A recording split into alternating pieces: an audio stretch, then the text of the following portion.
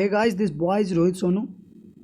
और आज के इस वीडियो में जो हम बात करने वाले हैं RL circuit, RC circuit, RLC circuit in series and RLC circuit in parallel, ये जितने भी टॉपिक है सर्किट के एसी का जो बहुत ज़्यादा इंपॉर्टेंट है स्पेशली बिहार बोर्ड में और कॉम्पिटिटिव एग्ज़ाम में यहाँ से जो डायरेक्ट फॉर्मूला पूछ लिया जाता है बीसी सीएनडी ये सब में, और नीट के भी और आईआईटी में भी, और फॉर्मूला बेस्ड कुछ क्वेश्चंस भी होते हैं। तो ऐसे हैं, तो हमने इसको काफ़ी अच्छा से हिंदी मीडियम में ऑलरेडी पढ़ा रखा है और इसमें हमने ऐसे पढ़ाया है कि आपको फील नहीं होगा कि आप हिंदी मीडियम से है तो भी आपको दिक्कत हो और इंग्लिश मीडियम से हो तो आपको दिक्कत हो, आपको ये फील नहीं हो सकता है। तो आपको सिंपली क्या करना है, यहाँ से आप चीज़ों को नोट कर लेंगे और वहाँ से जाके समझ लेंगे, ठीक है। लेकिन हम कोशिश करते हैं कि इसे इस वीडियो में भी समझा दें, ठीक है। और बाकी जो आपको बाकी डाउट रह जाए वो आप डाउट कहाँ पे क्लियर करेंगे, तो ऑफलाइन की क्लास में क्लियर करेंगे।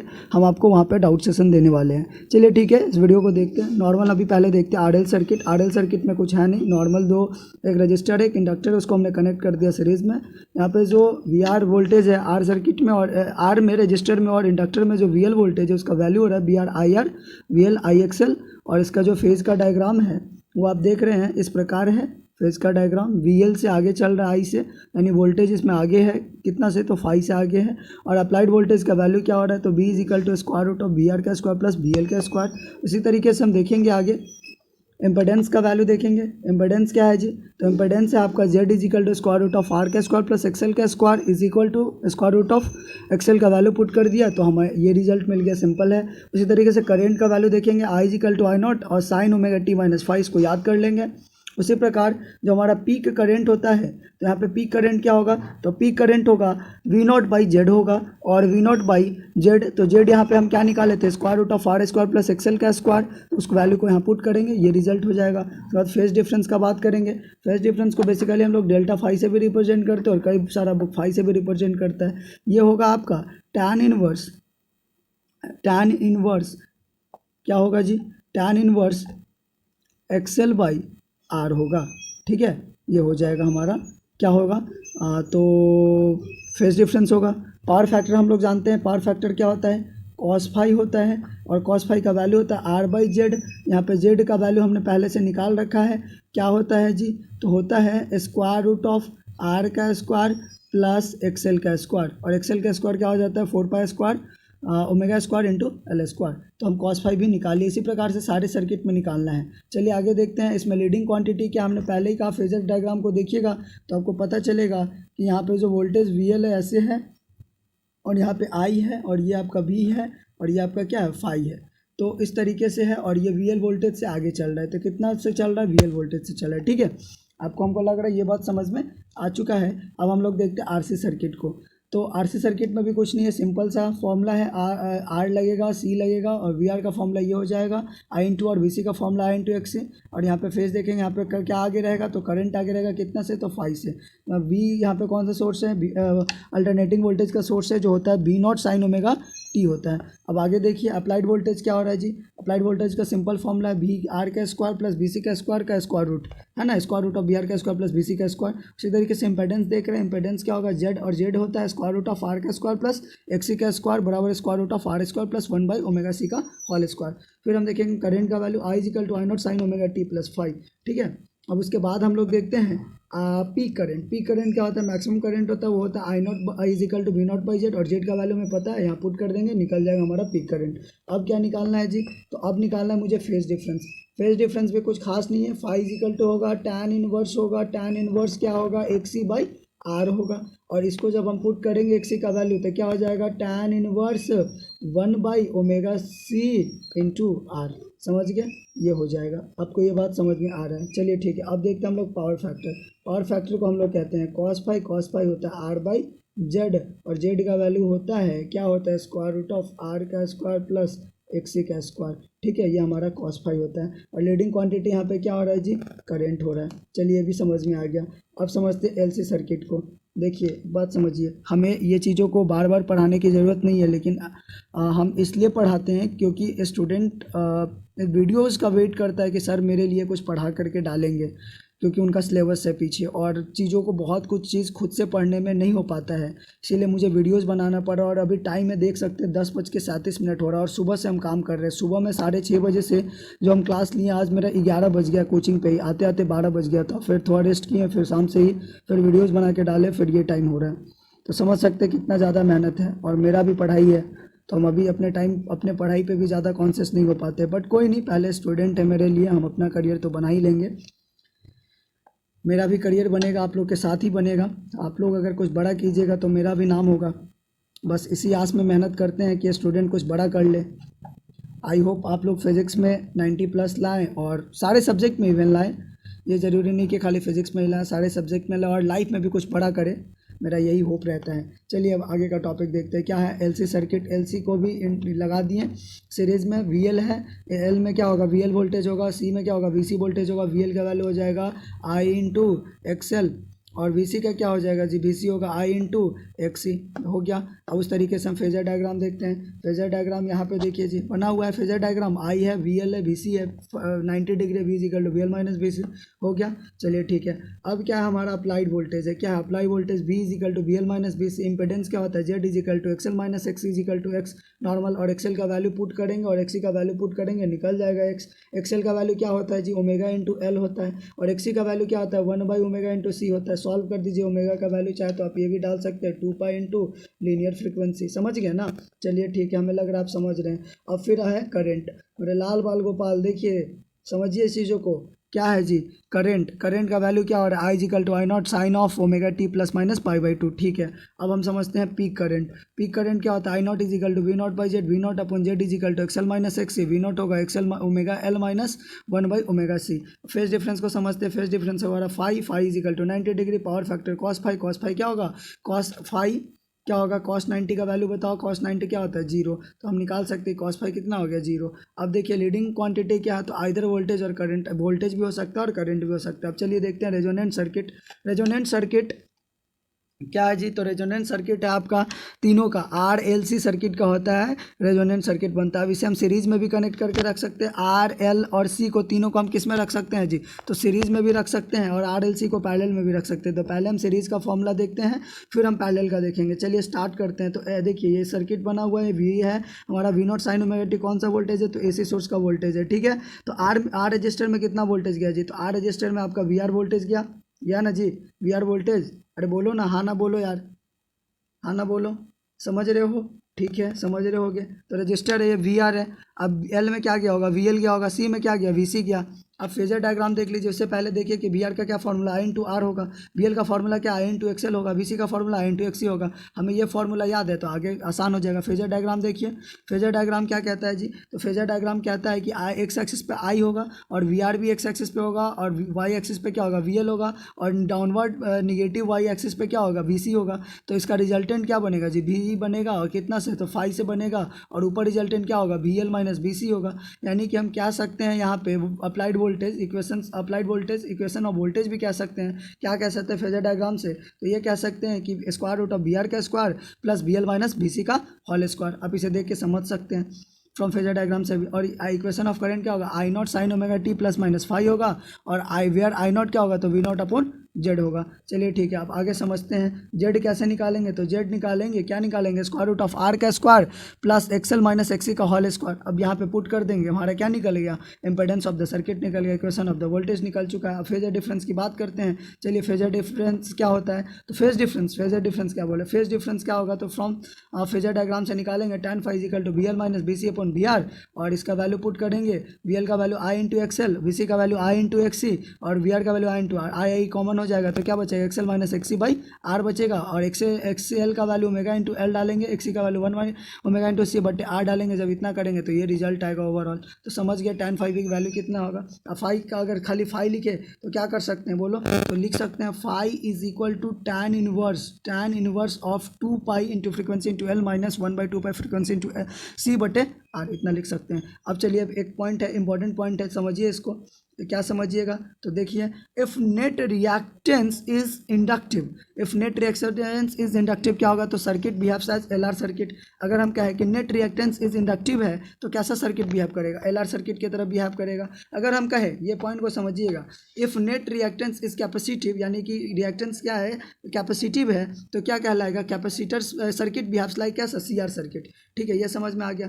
अब if net reactance is zero, अगर रिएक्टेंस जीरो हो गया तो क्या हो जाएगा, X is equal to zero, यानी कि XL minus X is equal to zero, यानी कह सकते हैं एक्सएल बराबर क्या, एक्सएल बराबर एक्स ही कह सकते हैं। और this is the condition of resonance, कह रहे थे हिंदी माध्यम में, आप देखिएगा तो बार बार रेजोनेंस का कंडीशन कहते थे, और रेजोनेंस का कंडीशन क्या होता है जी, एक्सएल बराबर एक्स ही होता है। अब आगे समझिए, एट रेजोनेंस क्या बात कर रहे हैं जी, एट रेजोनेंस पे बात कर रहे हैं, सीरीज रेजोनेट सर्किट का बात कर रहे हैं, तो क्या कहता है रेजोनेंस कंडीशन में, एक्सएल बराबर एक्स ही। पहला पॉइंट देखिए, लिखा हुआ है क्या जी, बताइए ना, एक्सएल बराबर एक्स ही लिखा हुआ है, और जेड मिनिमम क्या कह रहा है, आर, और सर्किट भी आप शायद रेजिस्टिव सर्किट क्या रहा है। और देखिए यहाँ पे सेकंड पॉइंट में क्या कहता है, V L equal to V C, और V C V equal to B R, that is whole applied voltage appears across the resistance हो रहा है। अब थर्ड देखते हैं, कब, जब रेजोनेंस का कंडीशन है, तो रेजोनेंस के कंडीशंस में जो आरएलसी सर्किट बिहेव करता है वो कैसा करता है, ऐसा, और फेज डिफरेंस यहाँ पे क्या होता है, जीरो होता है। पावर फैक्टर क्या होगा, कॉस फाइव और 1 होगा, हम लोग जानते हैं। और पावर कंजप्शन क्या होगा, तो भी is equal to B R M S I R M S into cos five का वैल्यू 1 है, तो क्या आ जाएगा, B R M S into I R M S is equal to 1/2 V not into I not. ठीक है, आगे समझते हैं, current in the circuit is maximum and I not is equal to क्या आएगा, इस बात को समझिएगा। चलिए, क्या आ जाएगा, current in the circuit is maximum and is I not is equal to क्या, वी नॉट बाई आर। ठीक है, आगे समझते हैं, आगे कुछ नहीं है, एक नॉर्मल सा पॉइंट है, इसको देखिए, इसको रीड करते हैं। This circuits are use for voltage amplification as selector circuit in wireless telegraphy. तो क्या पूछेगा कि आरएलसी सर्किट में जब रेजोनेंट का कंडीशन होता है तो उस कंडीशन में क्या हम लोग इसे वोल्टेज एम्पलीफिकेशन के लिए यूज कर सकते हैं सर्किट का, हाँ तो हाँ कर सकते हैं। तो रियल लाइफ एग्जाम्पल क्या हो सकता है, तो वायरलेस टेलीग्राफी हो सकता है। अब हिंदी में तो हम बहुत अच्छा से बताएं, इसमें भी तो बता ही रहे हैं। क्या होता है कि पहले के ज़माना में जो टेलीफोन होता था, तो एक तो वायर वाला टेलीफोन होता था, एक मूवी में आप देखते होंगे कि सीधे कहीं पे भी रहता है, टिप देता था बटन, अब बात करने लग जाता था टेलीफोन पे बिना वायरलेस का। तो कौन सा वोल्टेज, तो वोल्टेज एम्पलीफिकेशन का यूज होता है, और वही वायरलेस टेलीग्राफी का यूज होता है। आज के ज़माना में तो ख़त्म हो गया, मोबाइल टेक्नोलॉजी आ गया, 2G 3G 4G 5G 6G 7G 8G, अभी तो जापान में पता नहीं कौन कौन जी चल रहा है। तो टेक्नोलॉजी बहुत आगे बढ़ गया जी। चलिए आगे बढ़ गया है जी, यहाँ पे जी भी जी आ रहा है। चलिए कोई बात नहीं, आगे समझते हैं क्या है जी, at resonance the average power and the apparent power are equal. तो रेजोनेंस के कंडीशन में क्या होगा, एवरेज पावर और अपेरेंट पावर क्या होगा, इक्वल होगा। ये बात आपको ध्यान में रखना होगा और ऑब्जेक्टिव में ये क्वेश्चन भी आता है। अब समझिए, रेजोनेंट फ्रीक्वेंसी का बात करते ही हम, बहुत इंपॉर्टेंट है रेजोनेंट फ्रीक्वेंसी, और इसे हम नेचुरल फ्रीक्वेंसी कहते हैं। और आपको ये फॉर्मूला याद नहीं है तो आपको ऐसी पढ़ना बेकार है। तो क्या कहते हैं जी, ऑब्जेक्टिव में यहाँ से क्वेश्चन बनने वाला है, तो आपको ये फॉर्मूला याद रहना चाहिए, एक्सएल बराबर एक्स और omega naught into L, XL का फॉर्मूला होगा, और 1/ओमेगा नॉट इंटू सी, एक्सी का फॉर्मूला होगा, तो ओमेगा नॉट क्या निकल जाएगा, 1/√ऑफ LC, और ये होता है यूनिट रेडियन पर सेकेंड। ठीक है, और फ्रीक्वेंसी का क्या वैल्यू होगा जी, फ्रीक्वेंसी का वैल्यू होगा, समझिए फ्रीक्वेंसी का क्या वैल्यू होगा, तो फ्रीक्वेंसी का वैल्यू होगा 1/2π इंटू √ऑफ LC, हर्ट्ज और कैप्स। समझ गया, ये बात समझ रहे हैं। चलिए ठीक है, बहुत अच्छी बात है। Resonant frequency does not depend upon the resistance of the circuit. तो क्या होता है, रेजोनेंट फ्रीक्वेंसी किस पे डिपेंड नहीं करता है, तो resonance of the resistance of the circuit पे डिपेंड नहीं करता है, यानी रजिस्टर पे डिपेंड नहीं करता। डिपेंड किस पे करता है जी, तो इंडक्टर और कैपेसिटर पे डिपेंड करता है। देखिए ना, ओमेगा नॉट का क्या फॉर्मूला बनता है जी, 1/√ऑफ LC। यहाँ कहीं पे आपको आर दिख रहा है, नहीं दिख रहा है, तो किस पे डिपेंड नहीं कर रहा है, आर पे डिपेंड नहीं कर रहा है, किस पे डिपेंड कर रहा है, तो इस एल पे डिपेंड कर रहा है, सी पे डिपेंड कर रहा है। एल को इंडक्टर कहते हैं और सी को कैपेसिटर कहते हैं। चलिए बहुत अच्छी बात है, आपको यहाँ तक समझ में आ रहा है, और वीडियो में अभी तक आप टिके हुए, इट मीन्स आप रोहित सर का एकदम प्योर चेला है, समझ रहे हैं ना, प्योर छात्र है आप मेरा। ठीक है, अब आगे समझते हैं half power frequency and band width. तो ये ज़्यादा इंपॉर्टेंट नहीं है, पर फिर भी हम इसको पढ़ेंगे क्योंकि हमारे सिलेबस में, अगर ऑब्जेक्टिव में तो आने का कम ही चांस बनता है, लेकिन कुछ वैल्यू है यहाँ से जो आने का चांस बनता है। और डेफिनेशन पूछता है तो सिंपली आप बता दीजिएगा, लेकिन कुछ ज़्यादा पूछने वाला है नहीं, बट फिर भी पढ़ लेते हैं, सिलेबस में है तो इसको पढ़ लीजिए। Half power frequency and band width क्या होता है, तो the frequency eight which the power in the circuit is half of the maximum power. किसका होता है, तो मैक्सिमम पावर का हाफ होता है, वो क्या कहलाता है, तो वो कहलाता है बैंड विड्थ कहलाता है, या कह लीजिए हाफ पावर फ्रीक्वेंसीज कहलाता है। ठीक है, इस पहला पॉइंट कहता है, क्या कहता है, तो देखिए यहाँ पे the current in the circuit at power half power frequency is 1/√2 or 0.0707 और 70.7% ऑफ मैक्सिमम करंट और एट रेजोनेंस। समझ रहे हैं ना इस चीज़ों को? तो कितना कह रहा है जी? तो 70.7% ऑफ मैक्सिमम करंट, ठीक है, कौन? तो हाफ पावर फ्रीक्वेंसीज। और यहाँ पे देखिए डायग्राम को देखिएगा तो आपको और क्लियर आएगा। इस डायग्राम को देखिए, यहाँ पे ओमेगा नॉट पे क्या हो रहा है? मैक्सिमम पावर हो रहा है, और ओमेगा 1 पे क्या हो रहा है? पावर मिनिमम हो रहा है, और पावर को क्या हो रहा है? मैक्सिमम पावर बाई हाफ कह रहा है। इसको डायग्राम को ड्रॉ कर लीजिएगा। अब कुछ पॉइंट्स है, उस पॉइंट्स को भी देखते हैं। तो there are two half power frequency, एक को ओमेगा 1 कहते हैं, एक को ओमेगा 2 कहते हैं। हाफ पावर फ्रीक्वेंसी देख रहे हैं यहाँ पे। तो ओमेगा 1 क्या होता है? तो called lower half power frequency. At this frequency the circuit is capacitive. तो कैसा बिहेव करने लगता है जी? तो ओमेगा 1 पे लोअर हाफ फ्रीक्वेंसी कैसा फ्रीक्वेंसी बिहेव करता है? तो एट दिस फ्रीक्वेंसी सर्किट कैसा बिहेव करता है? तो बताइए, कैपेसिटी बिहेव करता है, ठीक है। तो ओमेगा 2 का बात कर लेते हैं। ओमेगा 2 क्या करता है? तो omega 2 called upper half power frequency, it is greater than omega 1 at the frequency the circuit is inductive. Inductive behave करने लग जाता है। समझ रहे इस चीज़ों को? अब हम बात करते हैं थर्ड का। तो बैंड विड्थ डेल्टा ओमेगा से रिप्रेजेंट करते हैं, और the difference of half power frequency omega 1 and omega 2 is called band width. और ये होता है omega 2 minus omega 1 for series resonate circuit. It can prove delta omega is equal to R by L. ये formula याद रखेंगे और ये formula याद रखेंगे, ठीक है। और यहाँ से कंडीशंस है, देख लेते हैं। अब क्यू फैक्टर इंपॉर्टेंट है, क्यू फैक्टर पढ़ लेते हैं। क्यू फैक्टर क्या है? यहाँ से 2 मार्क्स में भी क्वेश्चन आएगा, ऑब्जेक्टिव में भी आएगा, ये इंपॉर्टेंट है, इस पर ज़्यादा फोकस कीजिए। तो quality factor, Q factor of series resonant circuit. तो पहला पे बात करते हैं। पहला क्या है जी? पहला आपका कहता है the characteristic of a series resonate circuit is determined by the quality factor of the circuit, ठीक है। Characteristic of series resonant circuit determine क्या करता है? क्वालिटी फैक्टर को डिटरमाइन करता है सर्किट में। चलिए अब सेकंड पॉइंट को समझते हैं। It define sharpness of I B curve at resonance, यानी कि आई बी कर्व में जो शार्पनेस है उसको डिफाइन करता है। और क्या करता है? Q factor. तो क्यू फैक्टर लार्ज होता है the sharpness of resonance curve is more and vice versa. तो इसी का फिर वाइस वर्सा हो जाएगा। आप इसे समझ सकते हैं स्टेटमेंट के तौर पे। आगे समझिए कि क्यू फैक्टर को फॉर्मूला के टर्म में कैसे ध्यान रखा गया है। तो क्यू फैक्टर को फॉर्मूला के टर्म में ऐसे ध्यान रखा गया, देखिए क्यू फैक्टर जो होगा वो किसके बराबर होगा? Omega not upon delta omega के इक्वल होगा। और एक फॉर्मूला क्यू फैक्टर क्या क्या बनता है? 2 pi into maximum energy stored by energy dissipation. और एक फॉर्मूला क्या बनेगा? तो 2 pi upon T into maximum energy stored by maximum power dissipation. और एक फॉर्मूला क्या बनेगा? Resonant frequency by bandwidth. तो सबसे ज़्यादा इंपॉर्टेंट फॉर्मूला इसमें कौन है? तो Q factor is equal to resonant frequency बटे बैंडविड्थ जो होता है omega not upon delta omega. इसको भी याद रख सकते हैं, लेकिन ज़्यादा आपको याद क्या करना है? रेजोनेंट फ्रीक्वेंसी बटे बैंडविड्थ। और एक और फॉर्मूला है क्यू फैक्टर का, ये वाला समझिए, ये बहुत इंपॉर्टेंट है। ये वाला जो फॉर्मूला दिया हुआ है ना जी, इसको याद रखना बहुत इंपॉर्टेंट है। तो क्या होगा? Q factor is equal to 1 by R into square root of L by C होगा। और क्यू फैक्टर क्या होगा? तो V L by V R होगा, V C by V R होगा, omega naught L by R होगा, और 1 by omega naught into C by R होगा। समझ गए? अब थोड़ा सा ग्राफ को समझते हैं। क्यू फैक्टर के ग्राफ को देखिए, ये डिपेंड करता है, ये आर वाला बात को समझिए। डिपेंड क्या? आर पे देखिए, आर पे क्यू फैक्टर डिपेंड कर रहा है। और कैसे कर रहा है? तो ये देखिए यहाँ पे चीज़, ये देखिए जब आर 0 था तो क्यू फैक्टर का जो ग्राफ है वो कैसा है? इन्फिनिटी बता रहा है। जब आर क्या है? लो है, तो क्यू फैक्टर क्या बता रहा है? लार्ज बता रहा है। आर भी लो है तो क्यू फैक्टर क्या बता रहा है? यहाँ पे नॉर्मल बता रहा है। इस ग्राफ को देख के पता चलता है। यहाँ देखिए, जब आर हाई है, क्या है?